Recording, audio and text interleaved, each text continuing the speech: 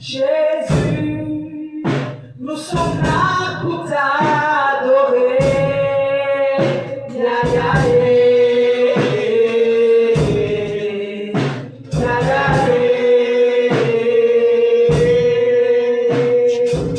oui, Jésus, Jésus, nous sommes là pour t'adorer. Ya, ya,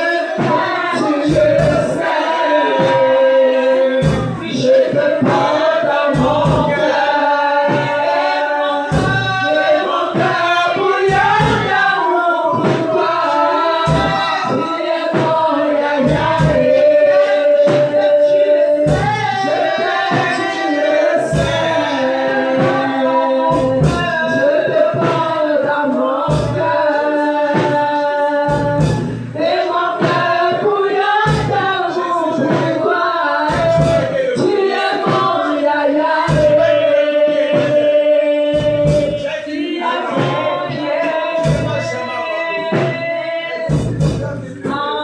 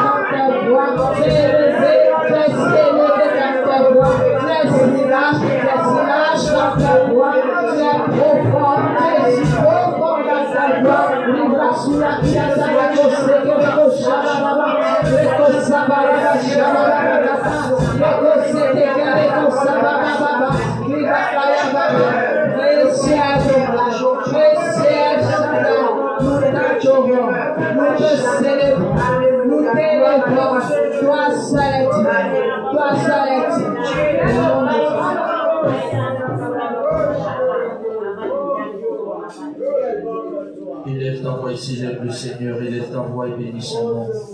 Élève ta voix et bénis son nom, élève ta voix et bénis son nom. Rabbi la porta di baladi zalabalos kinte de la porta di baladi zelobolos kinte de Rabola zola bola di de la porta kinte de la balos animanda la porta di baladi zelobo. Élève ta voix et parle encore à Dieu. Élève ta voix et célèbre son nom. Il est celui qui s'appelle fidèle et véritable. Il est celui qui s'appelle fidèle et véritable. Razi la bonda di baladi de Rabola zola ba de la bonda là-bas. J'étais perdu au milieu d'une tempête. Tu es venu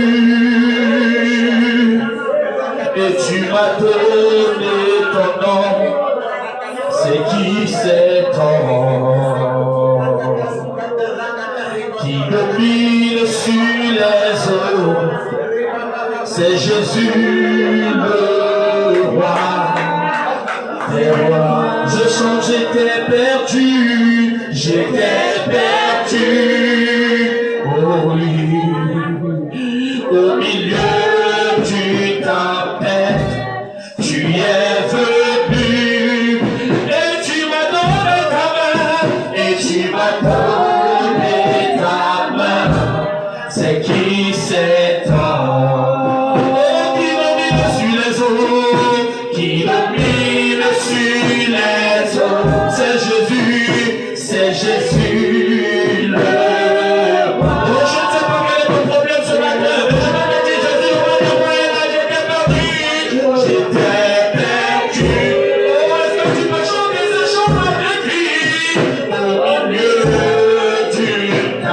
paix, tu es venu. Et tu m'as donné ta main, c'est qui cet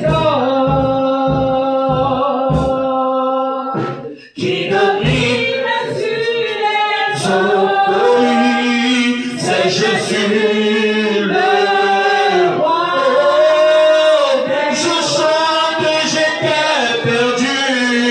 je t'ai perdu Au milieu du tapet, au milieu du temps. tu es venu. Tu es Oui, venu, tu m'as donné ta main. tu m'as donné ta C'est main. qui cet homme? C'est qui? Oh, oh. Qui domine sur les eaux. C'est Jésus. C'est Jésus, Oh oui. le roi des rois. Tu es digne, Seigneur Jésus, tu es digne d'être adoré. Que tout peuple nous te chantons, à jamais tu es le roi des rois. Oh, je chante, tu es digne. Oh oui, Seigneur Jésus, tu es digne d'être adoré. Que ton peuple nous te chantons, à jamais tu es le roi des rois. Tu es le roi des rois. Tu es le roi, le prince de paix, le prince. Tu es le roi de gloire. Tu es le roi des rois. Tu es digne de nous élevons nos voix pour chanter. Tu es digne, Chanter, tu es tu es digne d'être adoré. Je chante, tu es le roi des rois. Tu es le roi des rois. Oh oui, le prince, tu es le roi de gloire. Tu es Le roi de gloire. Tu es dit de louange. Tu es digne de louange. Nous élevons nos voix pour chanter. Tu es digne d'être. Oh, je sens, tu es digne d'être adoré. Tu es digne d'être adoré. Je sens que tu es digne d'être adoré. Tu es digne d'être Encore une fois, tu es digne d'être adoré. Tu es digne d'être adoré. Père, nous bénissons ton nom, nous célébrons ton nom. Nous glorifions ton nom, nous disons à jamais, tu seras l'agneau sur le trône. Tu es celui-là qui règne d'âge en âge, d'éternité en éternité, de gloire en gloire. Nous célébrons ton nom, nous te bénissons. Nous exaltons ton nom parce que tu es Dieu, tu es Seigneur et tu es Roi. Reçois toute la gloire, l'honneur et la puissance, au nom puissant de Jésus-Christ. Amen. Gloire à Jésus-Christ. Est-ce que quelqu'un est content d'être là ce matin? Est-ce que tu peux donner une grande acclamation à Dieu? Alléluia. S'il vous plaît, avant qu'on ne continue, veillez à ce qu'il n'y ait aucune place vide, que ceux qui sont en arrière puissent s'avancer. Alléluia. Celui-là, qu'est-ce qu'il fait derrière? Est-ce qu'il peut s'avancer? Ok. Gloire à Jésus-Christ. Pardon, ceux qui sont derrière, veillez à ce qu'il n'y ait pas de place vide. Gloire à Jésus-Christ. Alléluia. Ok. Est-ce que ceux de là-bas peuvent avancer? Gloire à Dieu. Nous bénissons le Seigneur ce matin. Alléluia. Nous allons partager en ce matin sur un thème assez important que j'ai intitulé Coutume, culture et tradition. Que dit la Bible? Amen. Coutume, culture et tradition. Que dit la Bible? Ce matin, nous allons beaucoup plus procéder à un enseignement. Ce n'est pas une prédication, nous n'allons pas aller très rapidement. Nous allons avoir un enseignement parce que nous posons des fondations, nous posons des bases assez solides. Amen. C'est la raison pour laquelle nous allons aller pas à pas, terre à terre, pour voir ce que... Et vous voyez, nous allons procéder de façon évolutive, c'est-à-dire nous allons laisser la Bible parler. Parce que vous savez, en ce qui concerne les Saintes Écritures, il y a ce qu'on appelle l'exégèse et il y a ce qu'on appelle l'exégèse. Quand nous parlons de l'exégèse, c'est que nous laissons la Bible parler. Alors que lorsque nous parlons de l'exégèse, nous pouvons donner notre parole à la Bible. Gloire à Jésus-Christ. Amen. Alors si quelqu'un dérange, vous l'amenez dehors. Gloire à Jésus-Christ. Donc comme je le disais, il y a l'exégèse, c'est laisser la Bible parler. Et il y a l'exégèse, c'est faire parler la Bible. C'est deux choses bien différentes. Vous voyez, aujourd'hui, la plupart du temps, nous prenons certains passages bibliques en dehors de leur contexte.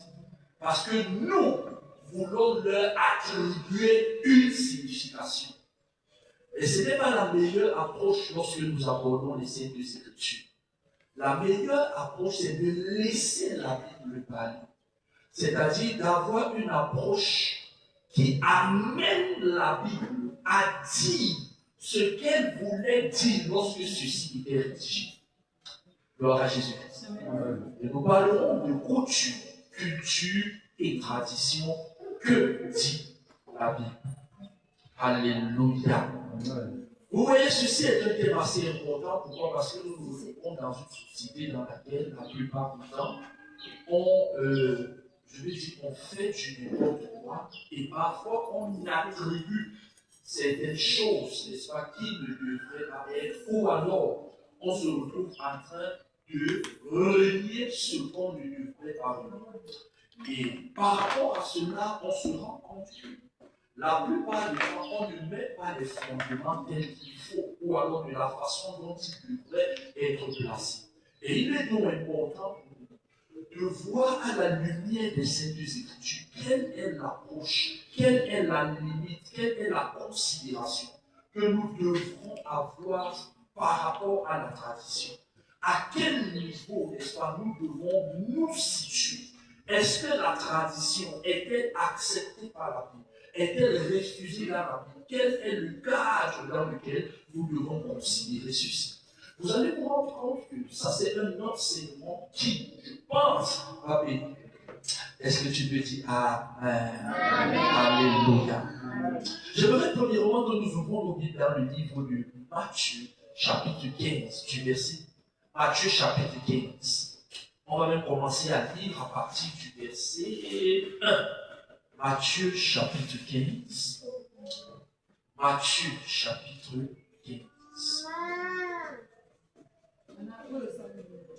Matthieu chapitre 15. Matthieu chapitre 15.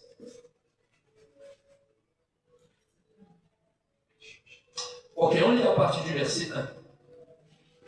Matthieu 15 à partir des versets. Oui. Alors des pharisiens et des scribes vinrent de Jérusalem Oui. auprès de Jésus et dirent, Oui.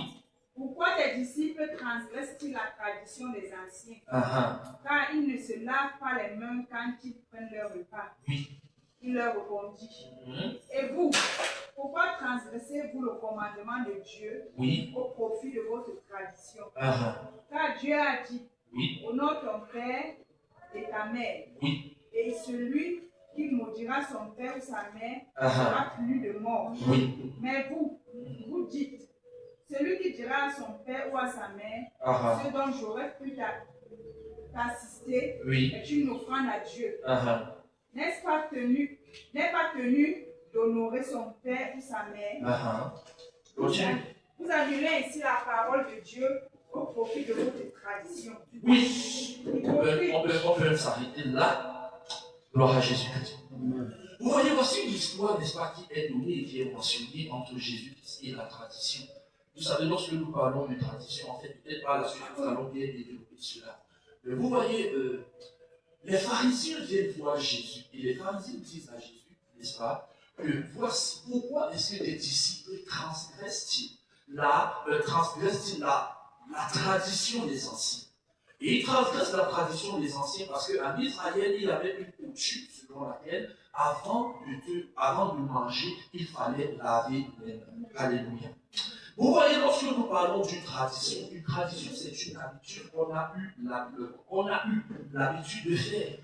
La tradition, c'est un mot de vie. La tradition, en fait, c'est un ensemble de règles qu'il faudrait appliquer. C'est une norme sociétale qui est reconnue, qui est universelle. On ne peut pas dire universelle, mais qui est sociétale, c'est-à-dire dans une société. Ça veut dire que dans une certaine société, il y a un mode de conduite, une façon de faire, une façon de procéder. En fait, la chose est vue normale dans ce point de vue-là. Et vous voyez donc que c'est dans cette optique que les pharisiens viennent voir Jésus. C'est-à-dire, les pharisiens étaient dans une époque où, n'est-ce pas, il y avait la parole de Dieu qui était prêchée, il y avait la Bible qui était enseignée. Mais il y avait ce qu'on appelle la tradition des anciens. Les anciens, c'était ce que nous, aujourd'hui, on peut appeler les ancêtres à notre époque. Ça veut dire qu'il y avait des gens et puis des générations, au fur et à mesure, qui avaient établi certaines règles. Et en Israël, lorsque tu n'observais pas ces règles scrupuleusement, c'était comme si tu étais en dehors de la société. C'était comme si tu étais exclu de la façon dont les gens avaient un regard positif sur la société. Et vous vous rendez compte que quel que soit l'environnement, il y a ce qu'on appelle des traditions. Les traditions peuvent être culturelles, sociétales et même religieuses. Il y a par exemple ce qu'on appelle les traditions religieuses. Parce que vous pouvez même partir dans une église, il y a une façon de faire là-bas. Et si vous partez, vous faites autrement, en fait, ce sera étranger pour tout le monde. Si vous partez à l'église catholique romaine, vous commencez on va te regarder comme ça, on va dire que celui-ci peut-être c'est un fou. Est-ce qu'on se comprend? Parce que dans leur mode, dans leur façon de faire, dans leur habitude, dans leur mœurs, il n'y a pas cela. Est-ce qu'on comprend?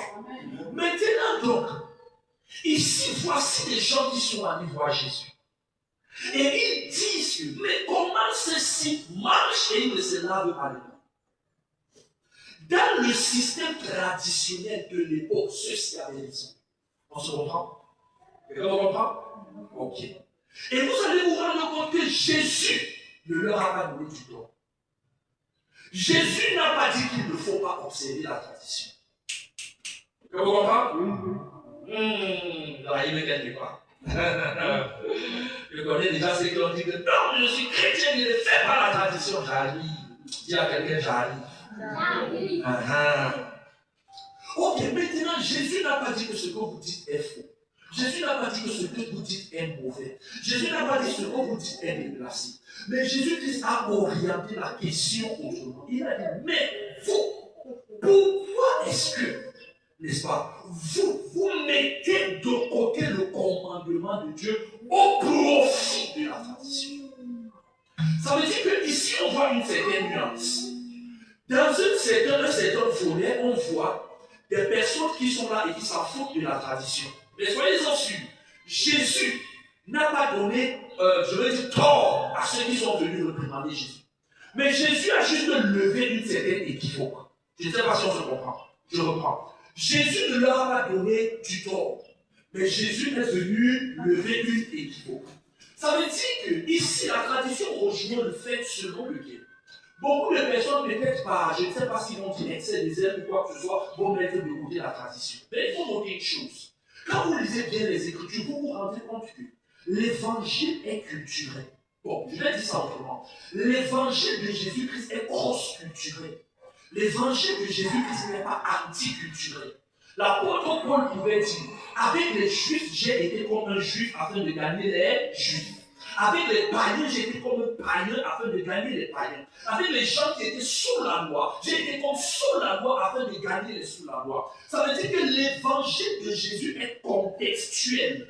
L'évangile de Jésus dépend de prisme, de paradigme, de considération dans lequel il faut s'intégrer afin de répandre les mœurs de Jésus. Ainsi donc nous comprenons au travers de ceci que en fait l'évangile de Jésus n'est pas contre une certaine culture. Non, l'évangile de Jésus n'est pas contre une certaine tradition. Non, mais l'évangile de Jésus, c'est apporter la lumière dans nos traditions. Je ne sais pas si quelqu'un vous comprend. Parce que beaucoup de personnes parfois disent que non, l'évangile est contre la tradition. Non. Vous vous rendez compte que la façon dont Paul, ou alors l'évangile, a été présenté par exemple aux Éphésiens, ce n'est pas la même façon que l'évangile a été présenté aux Corinthiens. Parce que quand nous regardons les Éphésiens, n'est-ce pas, étaient où? Ils étaient en Asie mineure. Alors que les Corinthiens, c'était les Européens, c'était les Grecs. Ça veut dire, lorsqu'on parle aux Grecs, on parle un langage de la sagesse. À ce moment, il faut avoir une approche intelligente, intelligible, afin d'amener ceux-là qui ont le savoir à Jésus. Ça veut dire qu'il y a une attitude à adopter, il y a une façon de faire, de leur présenter, afin qu'ils donnent de la crédibilité à ce message. Donc, afin pour les atteindre, il y a une façon dont il faut être. Ainsi, lorsque nous repartons maintenant chez les Éphésiens, là-bas, il y avait une déesse qu'on appelait Diane. Et là-bas, lorsqu'il a prêché l'évangile aux Éphésiens, ainsi de suite, c'est là où vous allez vous rendre compte que non, on a détruit les objets magiques, les ceci, les cela. La Bible nous parle de cela dans Actes des Apôtres au chapitre 19. Comment on a détruit, les gens apportaient les armes magiques et c'était beaucoup d'argent. Pourquoi? Parce que là-bas, c'était des bons idolâtres. L'approche qu'il a eue à Éphèse n'était pas la même approche qu'il a eue à Corinthe. Gloire à Jésus. Amen. Ce que Jésus lève comme équivoque ici, c'est quoi? C'est que vous enfreignez ou alors vous contredisez ou alors vous vivrez autrement le commandement de Dieu au profit de votre tradition. Amen. Maintenant, écoutez. Quand nous regardons très bien la tradition, n'est-ce pas? La tradition a un volet culturel. Et la culture est un mode de définition de vie.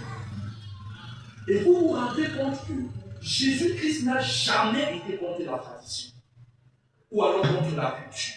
D'ailleurs, vous vous rendez compte que la Bible a été écrite dans un prisme culturel.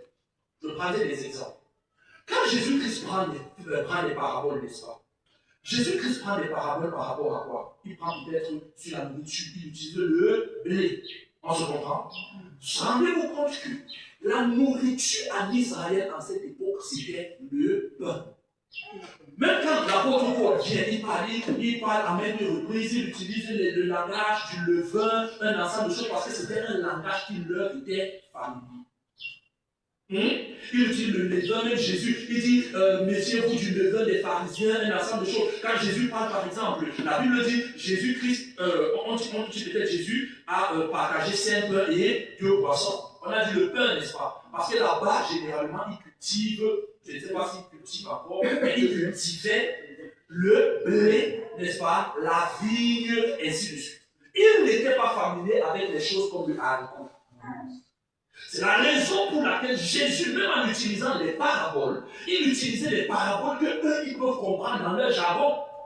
Il n'est pas venu parler du haricot, ils vont se demander le haricot c'est quoi. Il parlait des choses qui leur étaient réelles, courantes, au jour le jour. Parce que Jésus ramenait le message de Dieu à des expressions faciles pour eux à comprendre. Je ne sais pas si on se comprend. Ça veut dire qu'en fait, lorsque nous parlons de la tradition, n'est-ce pas, dans son essence, ça a un volet culturel. Et la culture est un mode de définition de peu. Que vous le vouliez ou pas, en fait, on est intégré dans la culture.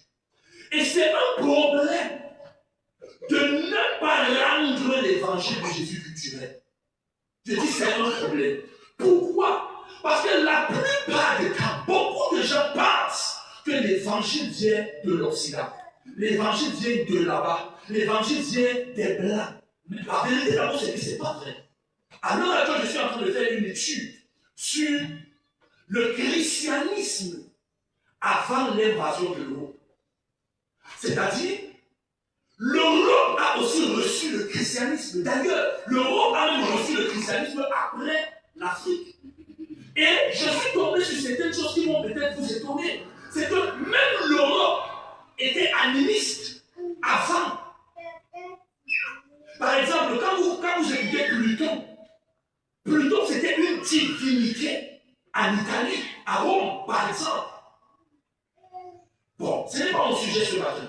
Mais je veux simplement dire que beaucoup de gens qui se retrouvent en train de dire que le nom, le christianisme, oh, ça vient de là-bas, c'est faux, c'est pas vrai. Le christianisme ne vient pas de là-bas. D'ailleurs, l'Afrique a reçu l'évangile avant nous. C'est un autre sujet. Mais l'Afrique a reçu l'évangile avant nous. Le nœud éthiopien, il est venu en Afrique. Et avant même le nœud éthiopien, dans Actes des Apôtres chapitre 2, les gens qui étaient venus et qui attendaient les gens en leur langue, c'était les Africains. Et quand ils sont donc repartis de Jérusalem, ils sont repartis là-bas avec l'évangile. Or, l'Europe reçoit l'évangile dans Actes des Apôtres chapitre 15. Non, 15 ou 16, entre les deux. Ça veut dire que lorsque certaines personnes nous disent certaines choses de là, il faut repositionner les choses. Parce que beaucoup de personnes aussi n'ont pas fait des études. On entend souvent, oui, c'est vrai, on entend. Non. Mais maintenant, vous vous rendez compte que la plupart du temps, le problème que nous avons, et surtout au Cameroun, c'est que nous n'avons pas contextualisé l'évangile. Bon, je prendrai un exemple. Quelle est la langue, quelle est la danse d'ici? C'est le Mexique, n'est-ce pas? Qui peut me citer 10 chants chrétiens en Mexique? Dans la salle. Ce n'est pas facile. Voilà, ça devient compliqué. Pourquoi?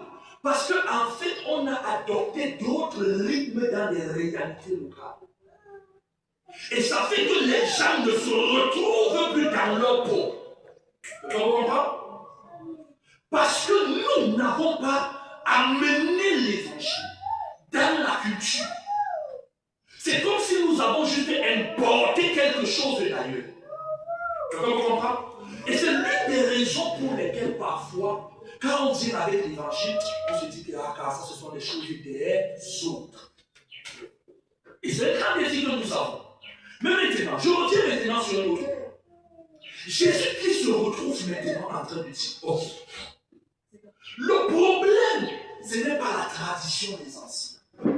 Le problème, c'est est-ce que dans la tradition des anciens, il y a le respect du commandement de Dieu? Je ne sais pas si on se comprend. Parce que je sais qu'à un niveau où il y a la nuance, c'est là où beaucoup de personnes parfois ne se retrouvent pas.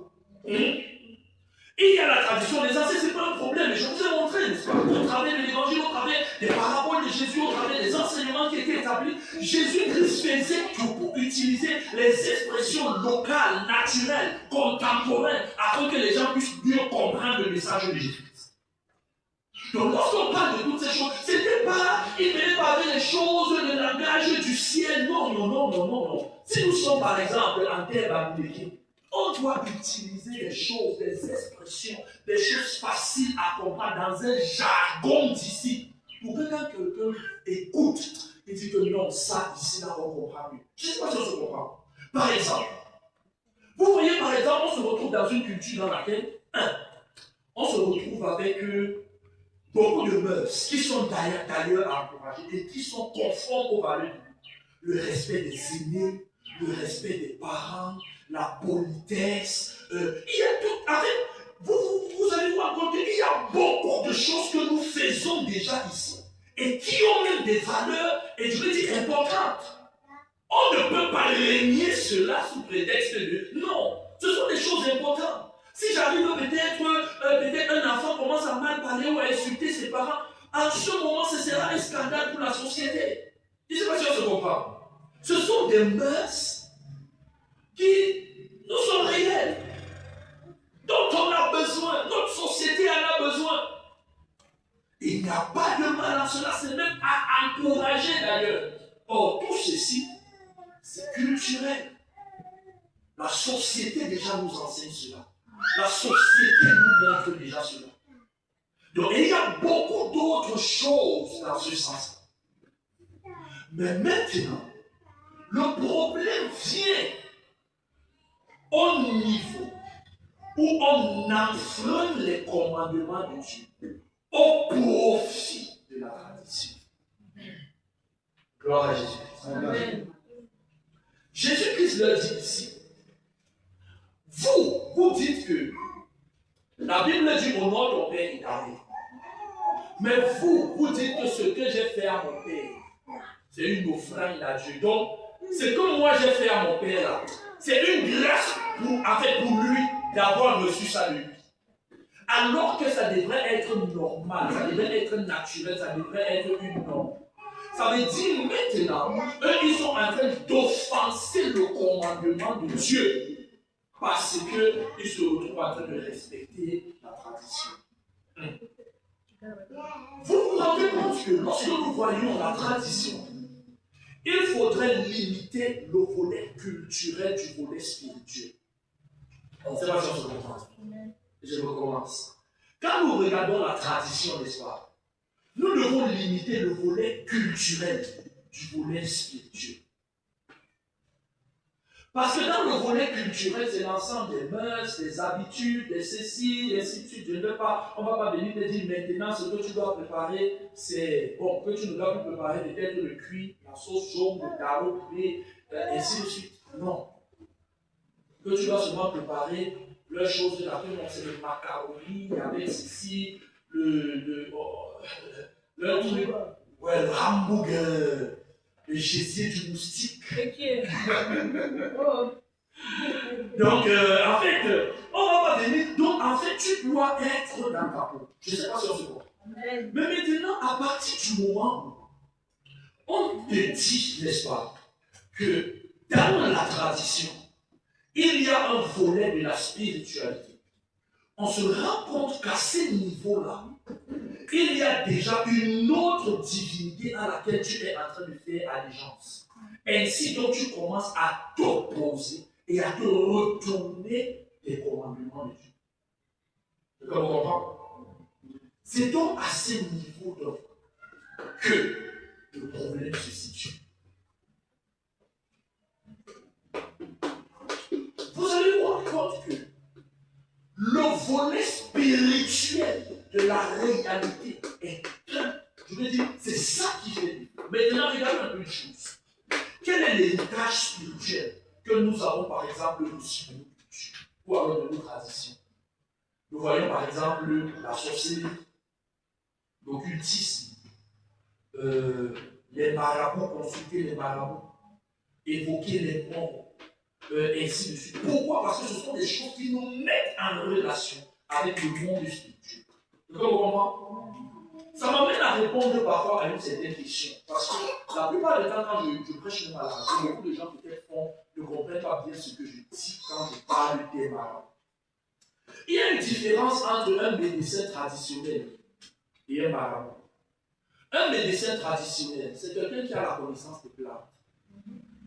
Il sait que par exemple, on peut joindre la plante, et si la plante, et si on bouffe ça pendant tel nombre de temps, il y a tel dose, et voici, ça guérit ceci. Et ça, c'est quelque chose que nous avons vécu. En fait, c'est une science que nous avons vécue. Bon, gloire à Dieu, parce que ce n'est pas encore totalement vécu. Il y a encore quand même quelques petites choses que nous connaissons, parce que il y a peut-être la typhoïde qui dérange tellement la médecine moderne. Mais nous, on connaît que quand tu parles comme ça, non. En ce moment, ça va aller. Et il y a quand même des gens qui, d'une certaine façon, ont la connaissance, et c'est même à encourager d'ailleurs. Je dis c'est encourager. Donc, le volet de la médecine traditionnelle. Est-ce qu'on se comprend? Mais maintenant, la différence entre la médecine traditionnelle et les marabouts, c'est que le marabout, lui, il implique les esprits et la spiritualité dans ce truc. Et c'est là où il y a la nuance. Il y a la nuance entre la connaissance de plantes pour l'utilisation pour une meilleure santé, n'est-ce pas? Et quoi? Et l'implication des esprits. Quand tu vas venir chez quelqu'un, il va dire, bon, je jette des scories, c'est scories ou bien scories? Parce qu'on ne connaît pas les choses. Et voilà, les scories. Je jette ça comme ça là. Non, ce que je suis en train de voir, c'est que la personne qui te dérange est un peu grande de détail, un peu petit détail. Un peu grasse, un peu mince. Madame disait la vérité. Vous voyez, c'est là donc qu'il commence à avoir un problème. Pourquoi? Parce qu'il est en train de jouer la consultation des esprits. Mais soyez-en sûrs d'une chose, c'est que dans la consultation des esprits, ce qu'on dit peut ne pas être faux. Le traitement peut même apporter une certaine solution. Mais ça ne veut pas dire que c'est le Dieu. Déjà, parce que je comprends. Je dis que peut même apporter une solution. Regardez. Pourquoi? Parce que nous sommes dans un moment où nous allons un peu ouvrir la vie. Parce que si je cite tout, il y a certaines personnes qui peuvent dire parce que là, il y a des choses et là, ça fait la vie. 1 Corinthiens chapitre 12, verset. 1 Corinthiens chapitre 12, verset 1 à 2.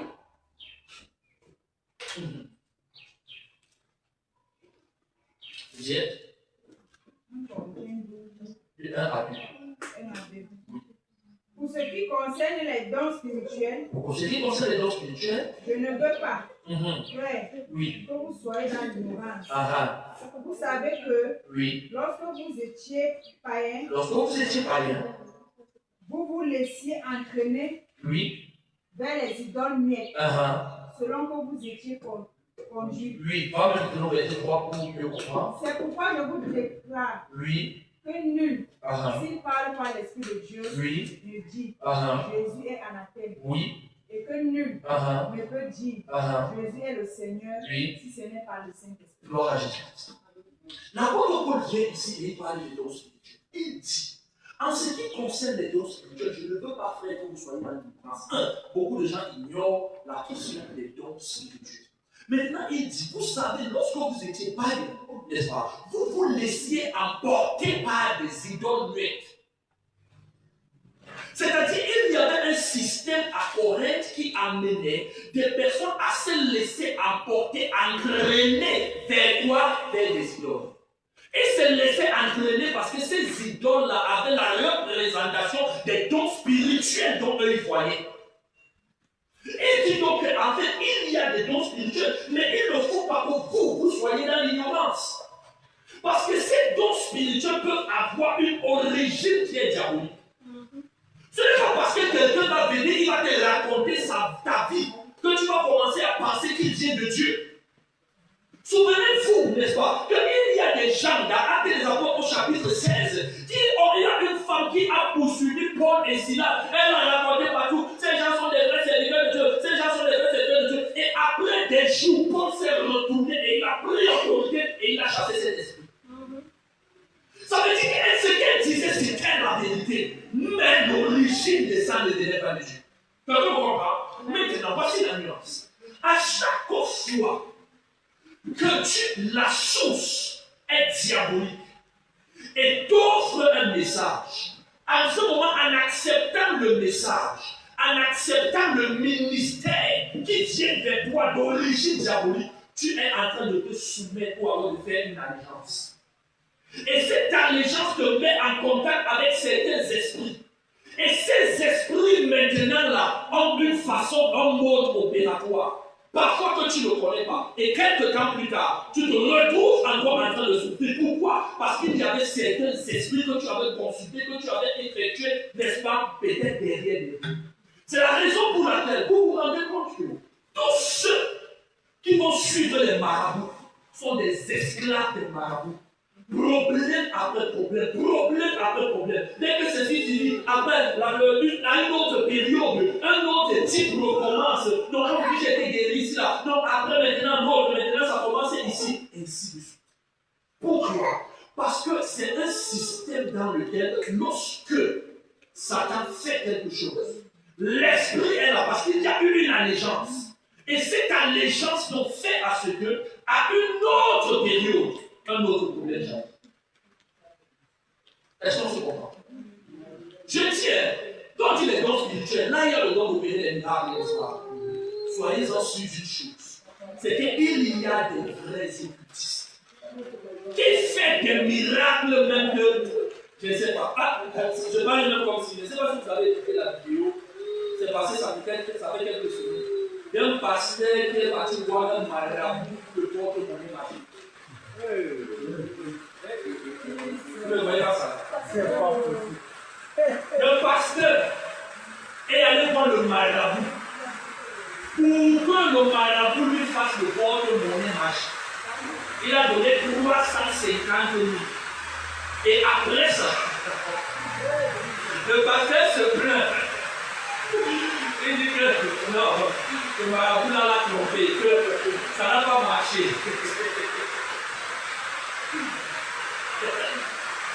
Bon, je ne sais pas si ça marchait avant ou pas. Mais le pasteur a donné jusqu'à ces 350 000 tu vois les béquilles à l'église. Mais il est parti avec 350 000 au marabout. Le marabout lui a dit que 200 000 par jour, entre 100 000 et 200 000 par jour. Et ce n'est pas tous les détails hier. Mais ça n'a pas donné comme le marabout lui avait dit. Ensuite, il commence à se plaire. Et le marabout lui dit que ça n'a pas marché parce qu'il est parti avec le porte-monnaie là à l'église.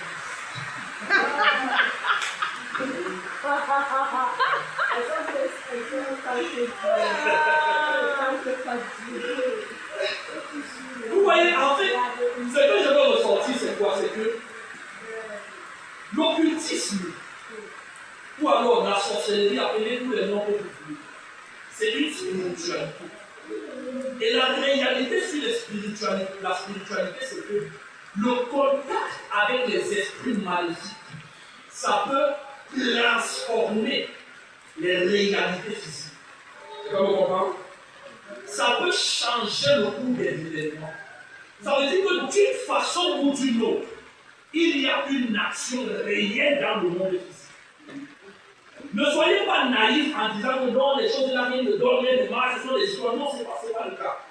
La seule chose, c'est que Jésus-Christ, lui, il est suprême, au-dessus de tout. On se comprend.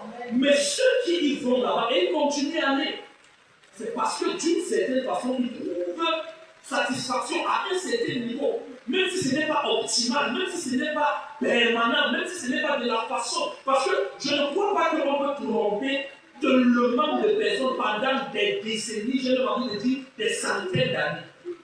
D'une façon ou d'une autre, parfois, il y a un certain résultat. Parfois, une personne t'aborde et il te dit des choses qui sont vraies. Parfois, une personne, tu arrives là et consultes les esprits, fait des trucs, à un moment donné, tu as le résultat. Mais le véritable problème, c'est que on te met en contact avec les esprits. Et en te mettant en contact avec les esprits, là, la même chose réapparaît à un autre moment. Et tu te retrouves donc dans un cycle de recommencement. Et là, pour eux, le Deutéronome chapitre 18, on va lire quelque chose de très important. C'est que ça va vraiment m'écouter. Deutéronome, le chapitre 18. Deutéronome, c'est la répétition de la loi. De 9 à 14. On peut dire de 9 à 14.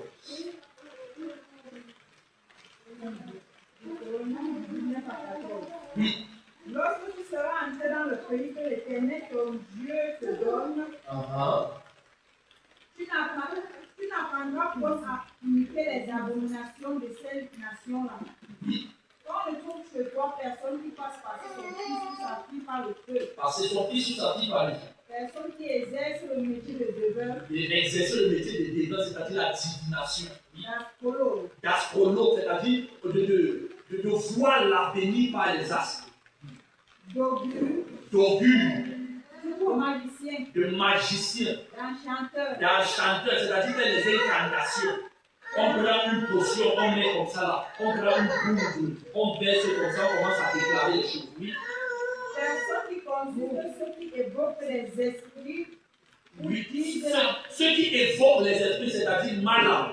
Les esprits disent que. Les esprits vous disent la bonne aventure. Disent la bonne aventure. Tu parles, on dit je vois.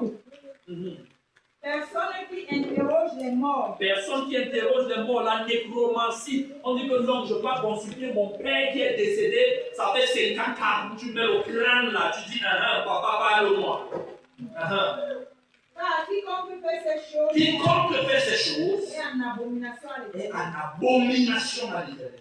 Et c'est à cause de ces abominations que l'Éternel, ton Dieu, va chasser ces nations devant toi. Va chasser ces nations devant toi. Tu seras entièrement à l'Éternel, ton Dieu. Oui. Car c'est ces nations que tu chasseras. Car ces nations que tu chasseras et les astrologues. Ok, on peut s'arrêter là. Vous voyez, on est en train de parler ici au peuple d'Israël. Lorsque tu seras entré dans ce pays, n'est-ce pas? Voici les prescriptions que je te donne. Voici. Et vous allez vous rendre compte que, en fait, l'Israël de l'Ancien Testament est comparé à l'Église du Nouveau Testament. Et l'Israël de l'Ancien Testament est comparé, ou alors c'est un type de l'Église du Nouveau Testament. Ça veut dire que vous allez voir qu'il y a tellement de choses qui vont ensemble. Je ne peux pas entrer dans les détails parce que ça va prendre beaucoup de temps. Mais Israël est sorti d'Égypte afin d'aller à Canaan, qui est la terre de repos. Maintenant, Jésus-Christ nous délivre du monde afin de le conduire dans son repos, c'est-à-dire par la repentance et par la conversion, afin que nous puissions vivre le repos en Christ. Donc ça veut dire que ce que Dieu disait à Israël en ce moment, c'est ce que nous devons vivre et expérimenter. Et il dit donc que lorsque tu seras sorti de l'Égypte, et lorsque tu vas partir là-bas, lorsque tu vas entrer dans cette terre, voici ce que tu ne feras pas. Et on parle de beaucoup de choses, n'est-ce pas, évoquer les morts, n'est-ce pas, consulter les esprits, et ceci, et cela. On dit que c'est à cause de ces choses que l'Éternel a chassé et a détruit ces nations. Maintenant, regardez, expérimentez. Je sais que parfois nous sommes dogmatiques, ou bien nous sommes. On est né dans quelque chose. Vous savez, quand on est né dans quelque chose, ça construit une forteresse. Et parfois, les forteresses ne sont pas souvent faciles à démonter. Mais réfléchissons de façon rationnelle. Regardez la vie des sorciers que vous connaissez. Dans le village, regardez leur descendance. Presque tous leurs descendants que vous connaissez. Le désir parfois vient. Regardez, observez. Bon, laissons même là-bas, on est très loin. Regardez les madames. Regardez ce qu'est leur vie et leur descendance. Vous allez vous rendre compte pour la plupart des cas, c'est zéro. Regardez, observez, parce que pour que quelqu'un te dise quelque chose, ça veut dire ce que lui, il se retrouve en train de faire. Le contact avec les esprits là, il y a un retour. Il revient là et parfois lui-même ne peut pas gérer. C'est pourquoi tu te rends compte qu'avec le monde, tu peux le consulter un ensemble de choses comme ça. Quand toi-même tu regardes sa vie et la vie de sa descendance, tu te dis, mais quel est le problème? Est-ce qu'il a mal utilisé l'argent là? Bon, il va vous dire que c'est l'argent des esprits. Bon, est-ce qu'il a mal utilisé l'argent des esprits? Est-ce que non? C'est que qu'est-ce qui s'est passé? Avec tout le monde qui vient me consulter, de la façon dont il est autant spécial, mais lorsqu'on regarde la finalité de sa vie, tu n'en vis pas sa propre vie. Mais alors que c'est la personne de qui dont tu vas t'offrir totalement. Je ne sais pas si vous voyez, parce que la Bible nous dit, c'est à cause de ces choses que l'Éternel a chassé ces nations que vous voyez. Vous allez voir de telles personnes.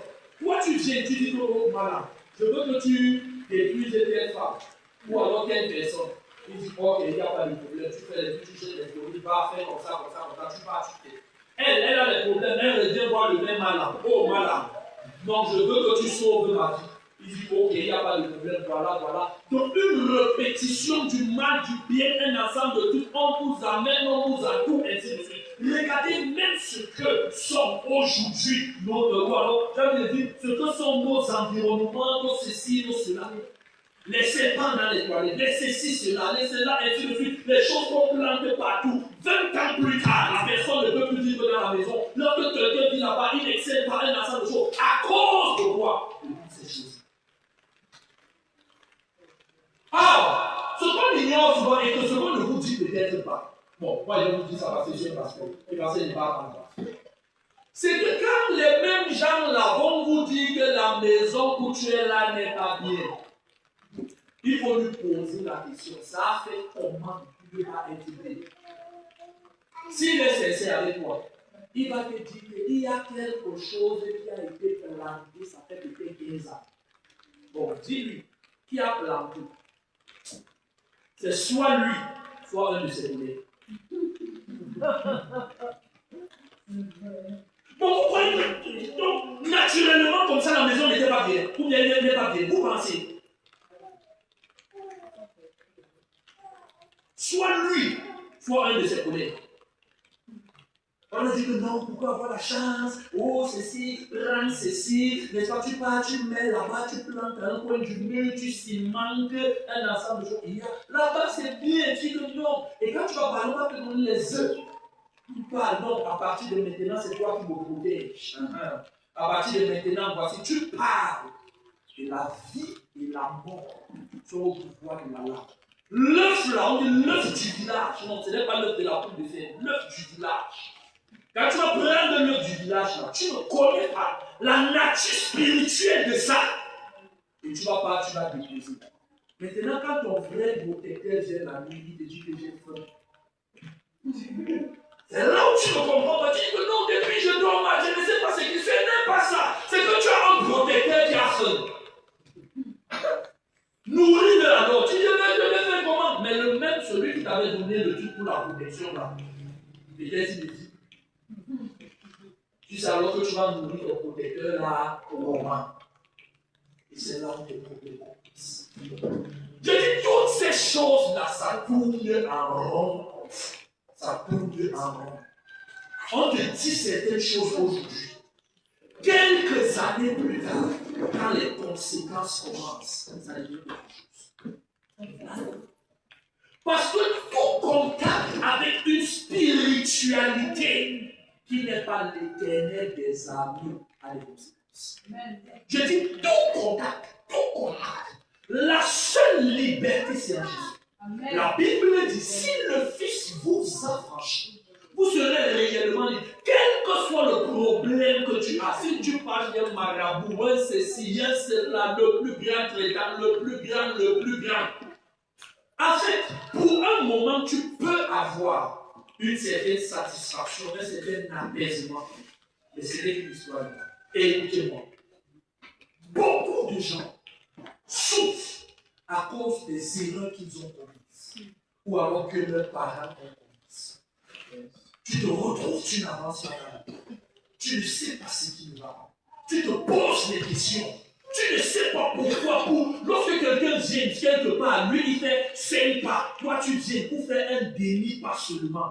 Tu dois faire tellement de temps. Tu ne sais pas pourquoi chez toi les choses sont dures. Pourquoi c'est comme ça. Tu croyais même que non, c'est peut-être pas femme qui est dure. Tu changes d'endroit, tu pars bas pour ça le même scénario se reproduit. Écoutez-moi, dans le règne de l'esprit, il n'y a pas la distance.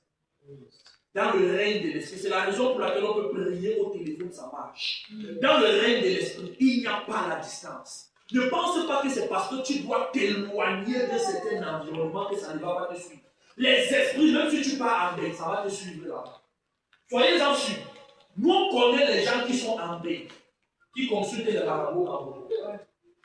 Il envoie l'argent. Il dit que non, allez comme ça, comme ça, comme ça. Parce que là-bas, ça ne donne pas. Vous pensez que c'est parce que quelqu'un va dire que non, oh maintenant je vais partir là-bas, oh Cameroun c'est trop dur, non maintenant je vais partir là-bas. Tu vas là-bas. Il y a certaines facilités d'une certaine façon, mais les mêmes démons d'ici vont te suivre. Pourquoi? Parce que les démons s'en foutent de ce qu'on appelle le lieu. Si tu es possédé ici à Bafam, à Bafoussam tu seras possédé, à Yaoundé tu seras possédé, à Douala tu seras possédé, va même à Paris tu seras possédé, va à New York tu seras possédé.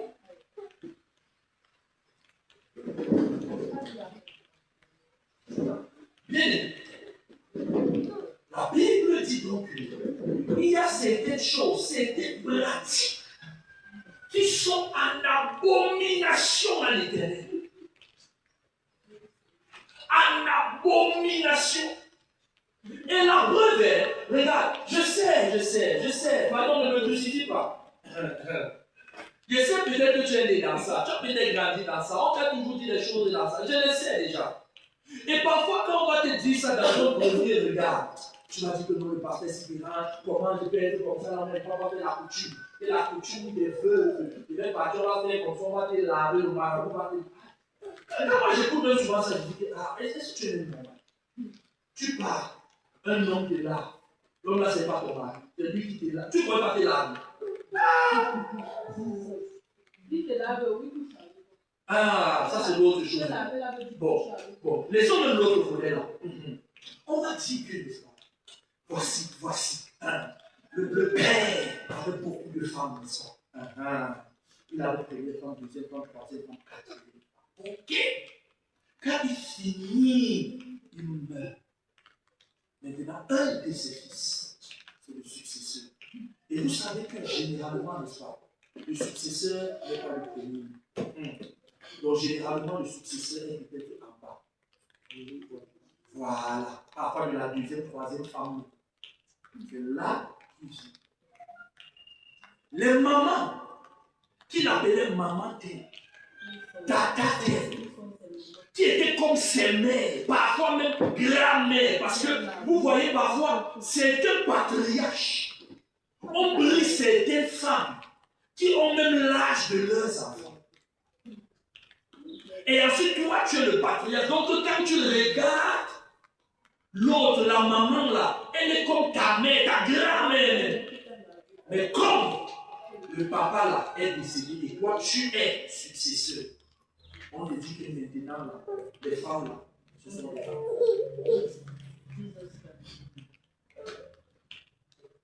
Ça a cuit. Donc, les femmes là, de ton père là, ce sont des femmes. Toi, là. Et tu es content, tu dis, ici le successeur. Pas succès. Bon, je ne veux pas entrer dans la réalité spirituelle de cela. Vous allez voir pour déjà nos cultures, bon, même pas seulement nos cultures, bon, même nos cultures, nos cultures, pas seulement en Afrique, même en Europe, ont été inspirées par ça. Bon, pas inspirées par ça, c'est mal ici. Nos cultures, je vais dire ça pour vous. Il y a beaucoup de volets sataniques à l'intérieur. Mettons ça ici. Parce que même ailleurs, vous allez voir homme avec homme, n'est-ce pas? Donc il y a des déviations presque partout. Gloire à Dieu. Mais vous voyez, il y a tellement d'obscurité dans beaucoup de petits points. Mais vous vous rendez compte que ce n'est pas pour rien qu'on dit que les femmes sont des femmes. Parce que dans le règne de l'esprit, il y a un pouvoir derrière le rapport sexuel.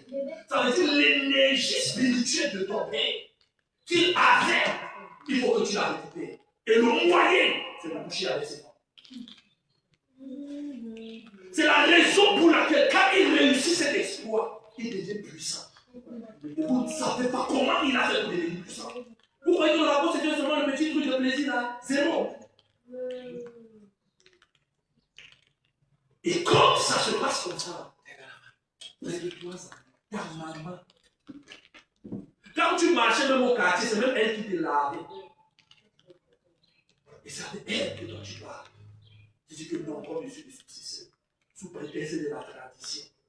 Jusqu'à tu dis que non, si elle ne veut pas qu'elle sorte de la maison familiale. Aïe! Écoutez, l'évangile n'est pas venu nous enlever de nos traditions. L'évangile est venu pour nous éclairer dans nos traditions. Est-ce qu'on se comprend? Je reprends. L'évangile n'est pas venu nous enlever de nos traditions. L'évangile est venu pour nous éclairer dans nos traditions. Parce que dans nos traditions, il y a des choses qui sont bonnes, appréciables, mais il y a des choses qui sont abominables. L'évangile vient nous donner une lumière afin que nous sachions distinguer dans nos traditions ce qui est bien appréciable et ce qui est abominable. Dans ce qui est abominable, on fait une croix là-dessus. Je respecte ma tradition. J'honore les anciens. J'honore mes ancêtres. Mais je ne les adore pas. Quelqu'un me comprend? Amen. Honorez les parents. La Bible elle-même dit honorez vos parents. Si quelqu'un n'honore pas ses parents, c'est un problème. Mais lorsqu'il faut déjà adorer, ça devient un problème. Lorsqu'il faut rendre un culte, ça devient un problème. En ce moment-là, je ne suis plus là. Ma part de responsabilité s'arrête. Amen. Et c'est ça le problème. Est-ce que la tradition est mauvaise? Oui et non. On se comprend? Je le parle. Oui et non. Maintenant, d'où vient la tradition? Deux parents se sont mis ensemble. Ils ont commencé à faire certaines choses, ils ont fait. Et ils ont trouvé bien de faire des choses, d'éduquer les gens qui viennent après, n'est-ce pas? Et ils les ont éduqués, non, voici comment on est, voilà, ok, il n'y a pas de problème. Maintenant, ceux-là aussi, selon ce qu'on leur a dit, ils ont aussi fait avec leurs expériences de la vie, ils ont aussi répété. Ça veut dire qu'il y a des habitudes, une façon de voir, une conception qui s'est transmise de génération en génération. Et c'est pas ça. Mais comme normalement et naturellement, l'homme est faillible, on peut, avec de très bonnes intentions, transmettre la mauvaise chose. Ça n'a pas toujours été. En fait, ils n'ont pas toujours eu de mauvaises intentions en faisant certaines choses. Non. Parfois, avec la bonne intention, on peut transmettre les mauvaises valeurs. Tu sais que tu donnes le meilleur de toi-même à ton enfant, mais tu es en train de communiquer le pire. Et quand tu communiques au fur et à mesure, et quelques centaines d'années après, c'est toute une génération qui conçoit certaines choses de façon exacte. Disant les apôtres. La Bible les appelle les anciens. Mais si on revient dans notre contexte, ici on va dire les ancêtres. On se comprend les ça. On va dire les ancêtres comme les ancêtres. Faut-il honorer les ancêtres? Oui. Faut-il les respecter? Oui. Mais est-ce qu'il faut leur rendre un culte? Non. Bon, et même s'il faut rendre le culte, comment quelqu'un est déjà eu mort? Ce qui l'a même dérangé, c'était peut-être même une maladie bizarre, dont la mort a pris le dessus sur lui. Et c'est là où, c'est quand il meurt, donc quand il est vivant, ce n'est pas là où tu viens même lui rendre le culte. C'est quand il meurt. Mais regardez, tout ce qu'on appelle la spiritualité, Jésus-Christ l'a accompli par sa mort et sa résurrection. Bon.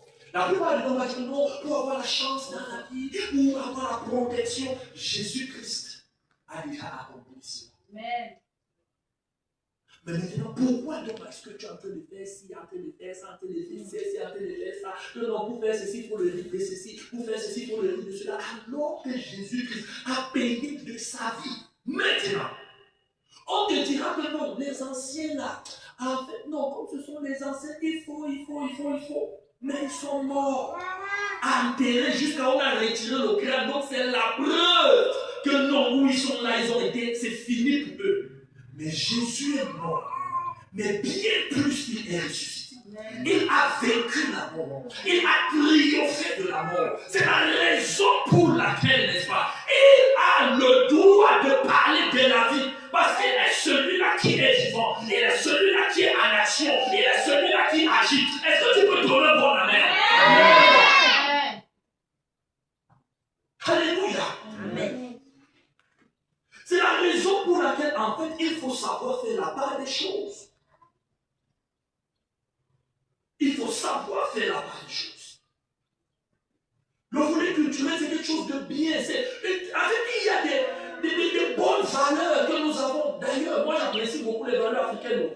Moi, je dis toujours que je ne sais pas si je peux vraiment me sentir à l'aise avec. Je vous dis la vérité. Bon, en Occident, beaucoup plus. Je ne sais pas. Parce que quand je regarde le système de vie, il n'y a pas de solidarité, il n'y a pas de ceci, chacun pour soi. Dès que tu pars, ta vie est réduite. Non, je sors, je pars, je travaille. Dès que je finis le travail, je rentre. Un ensemble, la pression, le stress, un ensemble de choses comme ça, là, avec les choses, homosexualité, tout ceci. Tu ne peux pas fouetter ton enfant, tu ne peux pas réprimander ton enfant, tu ne peux pas. Je ne sais pas si je peux me sentir à l'aise dans ça. Moi, j'aime ici en Afrique. Oh non, c'est entre nous là. On a grandi dans ça. On est content. Est-ce qu'on a ça? Donc, en fait, le volet culturel est bien, c'est important, c'est une valeur. Vous voyez, par exemple, ici, il y a quelque chose que j'apprécie bien que ça a son bon côté, ça a son mauvais côté. J'apprécie peut-être quand quelqu'un est dans des situations, un ensemble de trucs, il y a une certaine solidarité, un ensemble de trucs. Même comme parfois aussi, la solidarité là, c'est quand la personne meurt. Mais quand la personne est vivante, on ne regarde pas. Bon, non, la vérité c'est qu'on regarde. Mais pas trop, pas à la dimension. Parce que quand je regarde tout l'argent qui sort quand la personne meurt, si l'argent là sortait quand la personne était vivante, c'est que vraiment ça allait être bien. Bon, mais c'est déjà quand même quelque chose parce que tu peux avoir quand même un problème, tu cries et on te soutient. Je ne sais pas si on se comprend. C'est quand même un avantage ici. Là-bas, il n'y a pas ça. Tu cries, c'est ton problème. Vous voyez donc, c'est la raison pour laquelle en fait, moi je pense que il y a des valeurs qui sont très importantes que nous devons avoir, que nous devons conserver à partir de nos cultures. Amen. Vous voyez, nous vivons dans une culture, par exemple, ici en Afrique. C'est une culture, généralement, on appelle la culture africaine. Bon, il y a les mots spécifiques dans ce sens-là. Généralement, ce sont des cultures hiérarchisées. Hiérarchisées, vous voyez que, en fait, le papa a une grande autorité. Ensuite, la maman a une certaine autorité. Même parmi les frères, parfois, on respecte le droit de naissance, ainsi de suite. Mais quand vous parlez peut-être en Occident, dans leur type de culture, il n'y a pas une grande différence. Vous voyez peut-être même un président, peut-être même qui marche. Lui, il n'a pas de problème, il marche même la route, il salue les gens, ainsi de suite. Ici, ce n'est pas le cas. Il y a comme une distance, parce que c'est culturel. Regardez même nos chefs. Le chef n'est pas n'importe qui. Il y a même une façon de le saluer. Il y a une façon de le considérer. Quand tu l'appelles, si tu ne l'appelles pas majesté, c'est un problème. Tu ne peux pas l'appeler par son nom propre. On habille les choses. Même quand tu vois quelqu'un dans la route, tu ne l'appelles pas par son nom propre. Tu l'appelles papa tel, tonton tel, tata tel, maman tel. Je ne sais pas. Là-bas, tu vois une maman de 80 ans, tu dis c'est comment Julie? Maman, c'est même mademoiselle. Vous voyez? Non, nous sommes habitués dans nos choses. C'est ça comme ça. C'est un moment que tu veux papa de 50 ans, tu as 20 ans. Tu l'appelles, c'est quoi? Tu n'appelles pas son nom. Ça a commencé comment? Dans notre contexte, le manque de respect. Et regardez, revenons. Bon, est-ce que les filles, on laisse l'autre problème? Par exemple, qu'est-ce que je dis avec ça, c'est un autre sujet. Parce que beaucoup de gens, parfois, n'est-ce pas, se plaignent on adore les hommes de Dieu au Nigeria, c'est pas qu'on adore. Il y a une culture au Nigeria, et c'est de là que presque tous les grands hommes de Dieu la sortent. Là-bas, on se couche devant les chefs. On les appelle oui.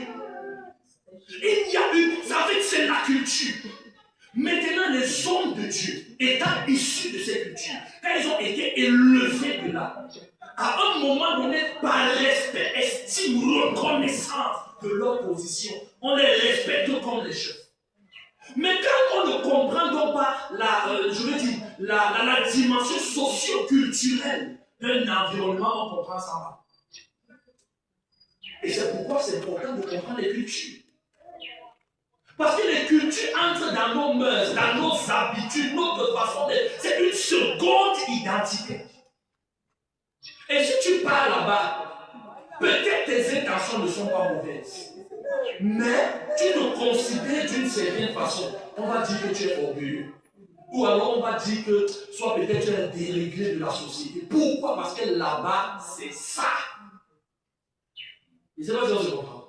Maintenant, vous voyez, l'un des problèmes qu'on a au Cameroun, que le Nigeria a réussi, c'est que l'évangile au Cameroun a perdu, je ne sais pas, l'évangile par les pionniers ne s'est pas intégré dans la culture. L'évangile est comme venu mettre de côté la culture. Regardez à quel moment les Bibles en nos langues vernaculaires arrivent. Depuis que l'évangile arrive, regardez à quel moment. Les chants dans nos cultures. Aujourd'hui au Cameroun, on chantait les chants que certaines personnes dans leur patois qu'ils ont fait. Mais nous, les chants dans nos patois, ça ne sort même pas. Au contraire, on rejette même ça de nos environnements. Si je dis ici, là, de chanter même un chant en bas, qu'on chante aujourd'hui dans les églises. Bon, si je dis un chant, on va quand même connaître. Mais même 10 chants, je suis convaincu que tu ne peux pas sortir. Parce qu'on a dit, non. Mais aujourd'hui, on dit Tileke, Irima, Tileke. Et je vois des Camerounais qui roulent la langue comme les loups. Je dis, hé, ça c'est compliqué. La façon dont ils roulent ça, tu te demandes, attends, tu as seulement appris ça, tu as écouté, ou bien tu connais la langue.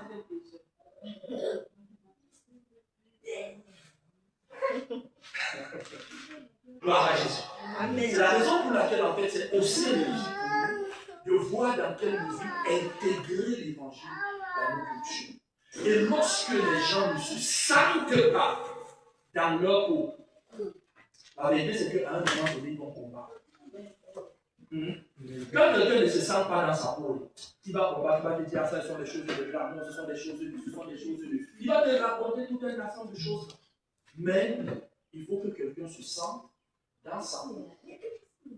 Parce que c'est ça le but de l'évangile. L'évangile entre dans la culture pour t'éclairer dans la culture. Parce que ça, la lumière arrive pour que tu vois des choses avec discernement et que tu n'acceptes pas n'importe quoi. Et c'est le mot. Dans le volet spirituel, n'est-ce pas? Jésus-Christ a payé le prix et il a pu l'accomplir. Gloire à Jésus. C'est très. C'est très. Vous voyez, Dieu respecte les cultures. Dieu respecte les cultures. Mais à chaque fois qu'il y a un volet spirituel à l'intérieur de Dieu lui-même, ça devient un problème. Et vous vous rendez compte qu'aujourd'hui, n'est-ce pas, l'un des héritages culturels ou alors traditionnels, c'est la sorcellerie. Vous voyez, ce sont des choses qui se vivent, qui se communiquent spécifiquement en Afrique. Certains disaient que si tu ne connais pas ce que c'est la sorcellerie, et je me suis rendu compte que presque tous les hommes de Dieu qui prêchent sur la sorcellerie, même la délivrance et l'armée, qui sont les occidentaux, ils sont limités dans leur approche. Vrai, moi, les hommes de Dieu qui connaissent et comprennent la délivrance, c'est beaucoup plus en Afrique et en Asie. Comment se comprend? Parce que ce sont des environnements dans lesquels il y a des réalités et on a l'expérience. Pourquoi? Parce que ton ancien grand-mère était comme ceci, ton père était comme ceci, quand toi tu arrives, donc tu fais tout, rien ne marche et à un moment donné, tu vas. C'est là où les versets bibliques, la lumière en se prend là, ça va venir. Mais si on parle des choses, non, le stress contre le suicide, les trucs comme. Non, ça c'est pour eux, oui. Nous ici on n'est pas stressés. Même quand tu fais les choses là, ça fait partie de la vie. On est habitué à vivre comme ça là. En fait, le stress fait partie de nous, du genre on a même déjà compris. Je noue ici la loi ne se suicide pas. Quand tu dis même que je souffre trop, je veux me suicider, on te donne la corde. Quand on te donne la corde comme ça, quand tu parles de la corde, toi-même tu réfléchis, tu regrettes, tu dis que non, je me suicide. Non, c'est comme ça. Donc, vous voyez, c'est comme ça chez nous. Donc, en fait, la souffrance ne nous fait plus peur. Nous, on est habitués, on est nés dans ça. Donc, vous voyez, avec nous avons notre façon de voir. Et on s'est créé le chemin. Donc, même dans l'évangile, parfois, on lit les versets. Dieu nous éclaire sur ces versets-là. Parce que les réalités sont palpables et tangibles. Quand les blancs, j'écoute souvent les messages où ces gens parlent de la délivrance, de ceci, la délivrance. C'est léger, ça n'a pas le poids. Parce qu'ils ne comprennent pas certaines choses. Non. Parce qu'il y a même des vérités que quelqu'un te dit. Que depuis qu'il est né, il te raconte quelque chose. Le blanc là, il ne peut pas comprendre ça. Il ne savent pas ce qu'on appelle le mousson. Donc, on t'a lancé quelque chose. Lui, quand on t'a lancé quelque chose, tu dis mais c'est quoi, c'est un objet? Voilà. Quand on t'a lancé ça comme ça, tout ce que tu fais, rien, il y a toujours, le problème est toujours là. Tu pars à l'hôpital, on ne voit rien. Eux, ils ne connaissent pas ça. Donc, il y a certaines choses qui sont propres à nous. Alléluia. Et Jésus-Christ est venu nous éclairer. Jésus-Christ est venu apporter la lumière. Jésus-Christ est venu pour t'aider. Jésus-Christ est venu pour t'aider. Tel est le plan de la venue de Jésus. C'est que tu ne puisses plus vivre les mêmes choses. C'est que tu ne puisses plus vivre les mêmes réalités. Oh, je ne connais pas depuis combien de temps tu as souffert, mais je suis venu te dire une chose. C'est que Jésus-Christ se lève en ta faveur. Afin de te libérer de tout esprit qui pouvait t'oppresser. Afin de te délivrer de toute force maléfique qui pouvait faire obstacle à ta destinée. Oh, si tu me donnes un meilleur amen, c'est à toi que je parle. Je ne connais pas depuis combien de temps on t'a oppressé. Depuis combien de temps on t'a dérangé. Peut-être c'était dans la sorcellerie. Peut-être ce sont des réalités dans la famille. Il y a un même phénomène qui se reproduit de personne en personne, de génération en génération. Mais je suis venu te dire une chose. À partir de ce moment, ça s'arrête. Parce que Jésus se lève en ta faveur. Parce que Jésus agit encore pour toi. Est-ce que tu peux lever ta voix, tu commences à parler à Dieu? Est-ce que tu peux lever ta voix, tu commences à parler à Dieu? Est-ce que tu peux lever ta voix, tu commences à parler à Dieu? La bonasi là-bas. Montali balobano la bose bobo, rabin dali balabanos ke torabo, robani zali balabanos ke torabo, mande de bedi banda la bani se robo, rabina sola bos ke terebe, mande de bedi bando la bose robo, rabina bosa no baskoti de montali balabano la bolazi la baha, montali bando la boliza la baha, lebo baloza la baha, montali bande de élève ta voix et parle à Dieu, élève ta voix et parle à Dieu, que toute puissance maléfique qui combat ta vie, que cela soit détruit maintenant, que cela soit détruit maintenant, dans le nom puissant de Jésus. Razina baha, mendele di balazole baha, rebonda di balazote de mantele de rabila zola baha, mandele belize lobo, mandele rababalosa li bandora boho, monte de bela bila zola baha, rebola zinte de montada balinde de bezente de monda di bala riba zola boho, monda di bala balize lobo zola montari balabandora bozala baha, monti de bedani balabaloza li baha, rebola bonda di balabandora boho, monti de bescandola bonde de be, monti de bela bonda di balabaloza la baha, monti de bela bonda la bani bandora boho, monte de rebo baloza li balabandora boho, mante de beli balabande de be, monti de bela bonda zila baha, monda da rebo baha, élève ta voix, prie, que toute puissance maléfique, il peut encore te suivre, à cause de tes fautes, ou alors des fautes qui t'ont précédé, que ceci reçoit le feu, que ceci soit anéanti, que ceci soit anéanti, que ceci soit anéanti, que ceci soit anéanti, que ceci soit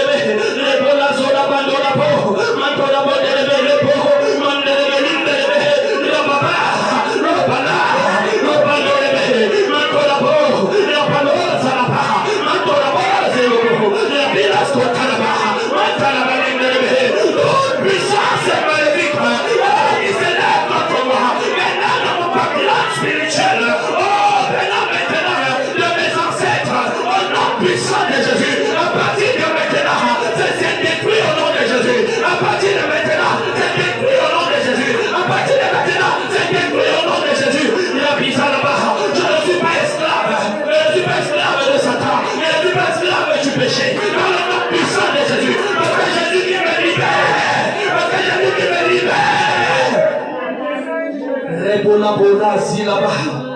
Monte de Belimando la bosse, Anibana Bando la bosse. Rebobalon de Bela bosse, de la bosse, Robaha. Monte de Belanibana Valise le bosse. Bende de Belimando la bonne de Bela bosse là-bas. Robano zilabando de Bela Sonte de Bess. Robina bosse, de la bonne Anibana Bande de Bess. Mente de Belimando la bonne de Bela Bonazo là-bas. Monti de Bendani Banabandos, et ton abonné de Beli Banabandonabos, Romaniza ni Bandonabos de Besibis, Monte de Beli Bandonabos de Beli Bonazonaba, Montani Banabales, Montanabalin de Beli, Repobalos Alaba, Mandoniba, Repobalos et Tonabos, Monti de Belabondani Banabandos et Telebes, Montanabalin de Bes Rebo.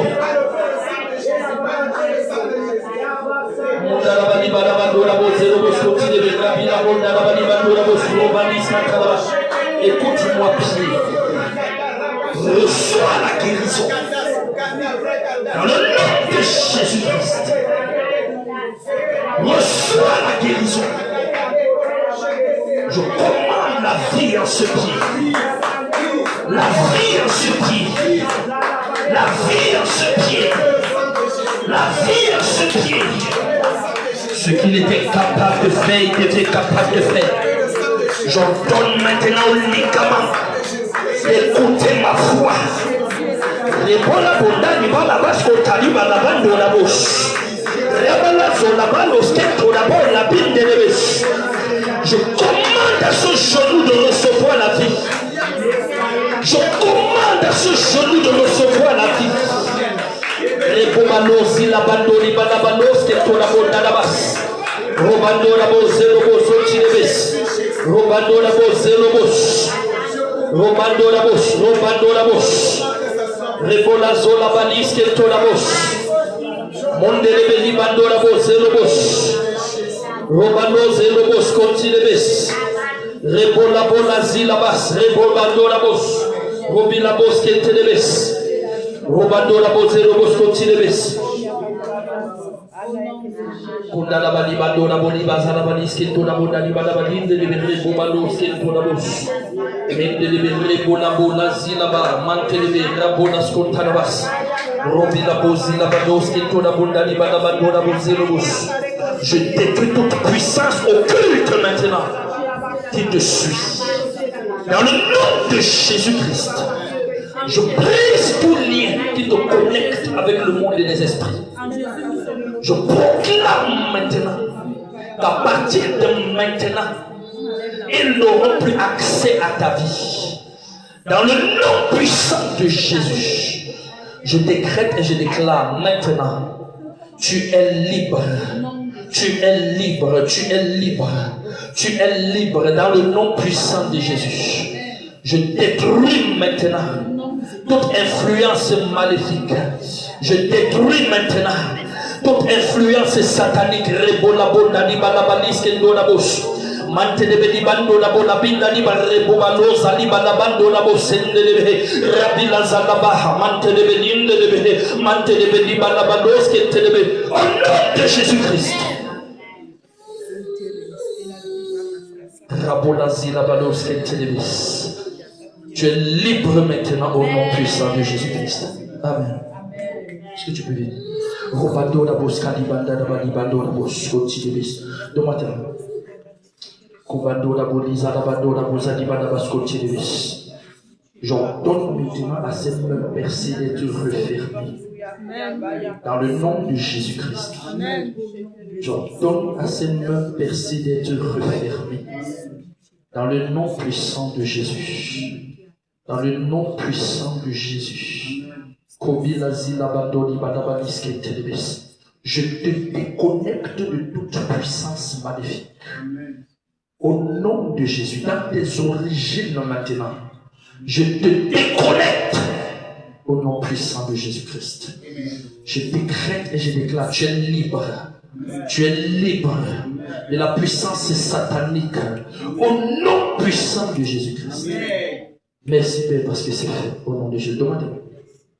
Rabbi la bonda di bada badiski to la bonda di bada di zero bodoski te de belibando la boza di bada doski te de bes rabu badozi la badoski te de bendi di la boski to la bonda bilazi la badoski te de bes Rabbi la zo la boski to la bonda da bas. Je prie au Éternel que ta grâce se manifeste dans sa vie. Je détruis toute puissance occulte qui combat sa vie dans le nom puissant de Jésus. Je détruis toute puissance maléfique maintenant qui combat sa vie dans le nom puissant de Jésus. J'ordonne maintenant à la puissance de l'ennemi de se taire. Je la sujette à partir de cet instant. Je proclame maintenant que toute force, toute puissance qui l'a combatté, elle est éradiquée au nom puissant de Jésus. Je proclame qu'à partir de cet instant, maintenant les choses vont de gloire en gloire. De gloire en gloire. De gloire en gloire. Dans le nom puissant de Jésus, que les portes soient ouvertes. Que les portes soient ouvertes, que les portes soient ouvertes. Rabbi la zote de Belibando la bozi là-bas, mente de Belibando la boz, Rababo landi de bis, mante de Belibando la zola boz, kendo la bo, libali bazato la boz, inde de bis, Rabola zilaba, loskente de bis. Je proclame maintenant. Pour ceux qui, dans ses origines, la combattaient, maintenant je la déclare libre. Je la déclare libre, je la déclare libre. Au nom puissant de Jésus-Christ. Est-ce que tu peux lever tes deux mains là où tu es? Je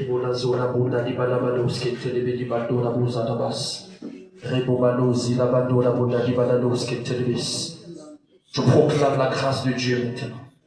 Toute puissance maléfique qui a été établie dans ta vie, que ce soit dans ta vie ou alors dans la vie de ceux qui t'ont précédé, que ce soit de façon consciente ou inconsciente, à partir de maintenant, cela est détruit. Dans le nom puissant de Jésus, tu ne vivras pas les mêmes choses que tes parents ont vécues. Tu n'auras pas les mêmes expériences négatives. Au nom puissant de Jésus, je viens détruire toute puissance maléfique qui combattait ta vie. À partir de cet instant, ça s'arrête au nom puissant de Jésus. Je décrète et je déclare, tu commences à expérimenter la gloire de Dieu. Tu commences à expérimenter la faveur de Dieu. Dans le nom puissant de Jésus, tout ce qui y avait comme problème, toute pression qu'il y avait même, que ce soit dans les clans, dans le village, à partir de maintenant, il commence à avoir une différence entre toi et les autres qui consultent d'autres choses. Au nom puissant de Jésus, la gloire de Dieu se manifeste dans ta vie. Dieu commence à se révéler à toi, afin de vivre d'exploit en exploit, de gloire en gloire, dans le nom puissant de Jésus. Et tout ce qui te révèle maintenant comme lieu spirituel, cela prend fin dans le nom de Jésus. Combien la bonne di badabadis et toi la bonne di badadis et le monoski de levis. Rebobie la zone là-bas, manto di bando la bosse, rebo la bonne di badadis de levis. Rebolisa la badis et toi la bonne di badados et là-bas. Rebola zone de levis badabascoti de levis. Je proclame maintenant un nouveau commencement. Amen. Les choses de Dieu commencent à devenir claires dans ton esprit. Amen. Dans le nom puissant de Jésus. Je prie maintenant pour le discernement. Afin que tu saches comment discerner ce que tu dois faire de ce que tu ne devrais pas faire. Dans le nom puissant de Jésus. Je proclame maintenant pour la sagesse de savoir comment réagir lorsqu'il y a un problème. Au nom puissant de Jésus. Lorsqu'il y a une incompréhension dans les milieux culturels, les milieux traditionnels, dans le nom puissant de Jésus. Amen. Je proclame ta gloire au nom puissant de Jésus-Christ. Amen. Amen. Amen. Amen. Amen. Est-ce que tu peux encore donner le droit d'acclamation à l'Éternel? Gloire à Jésus-Christ. Nous bénissons le Seigneur Tu peux t'asseoir dans la présence de Dieu. Alléluia. Si tu es venu avec ton offrande, tu vas venir apporter ton offrande. Comme je l'avais dit la fois dernière, aujourd'hui nous aurons 2 offrandes. Amen. Nous allons premièrement avoir notre offrande ordinaire. Amen. L'heure de la victoire et de la vérité a sonné dans mon cœur, que Jésus soit loué. L'heure de la victoire et de la vérité a sonné dans mon cœur, que Jésus soit loué. L'heure et de la vérité a sonné dans mon cœur, que